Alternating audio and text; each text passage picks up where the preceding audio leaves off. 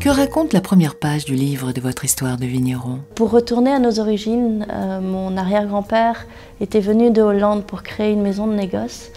Et avec mes frères, on a décidé donc de créer, nous, un château en 2006, le château La Levrette, à Saint-Genès-de-Blaye. Quelle est votre étape favorite dans le processus de création de vos vins? Le lien que je peux créer avec les consommateurs, c'est ce qui me plaît et me touche le plus. Quel est le secret de votre art de faire votre vin de Bordeaux?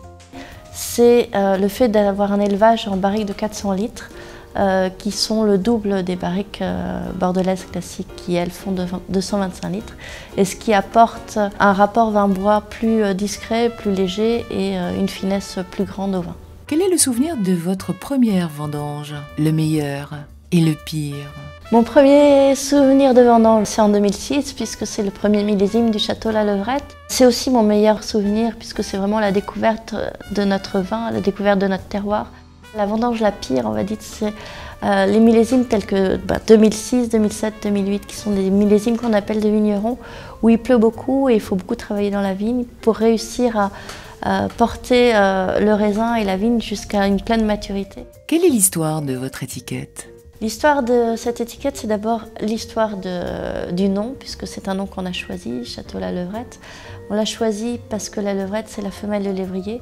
C'est aussi une race de lévrier italien, donc ça a toute cette connotation qu'on voulait mettre dans notre vin, de noblesse, de finesse, d'élégance et de loyauté dans le temps, qui pour nous reflète les qualités d'un vin.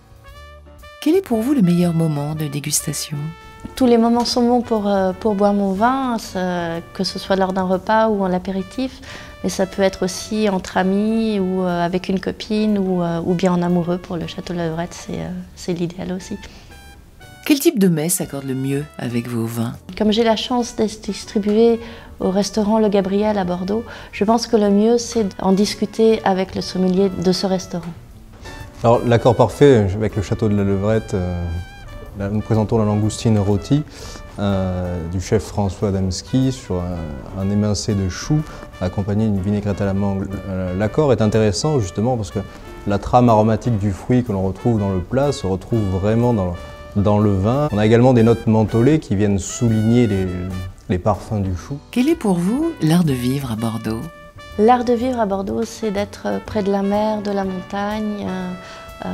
C'est vraiment une ville qui est tranquille et qui est vraiment très très jolie et qui est très agréable, où on peut facilement aller déguster des huîtres sur le bassin d'Arcachon ou sinon aller se promener dans les vignes tout simplement.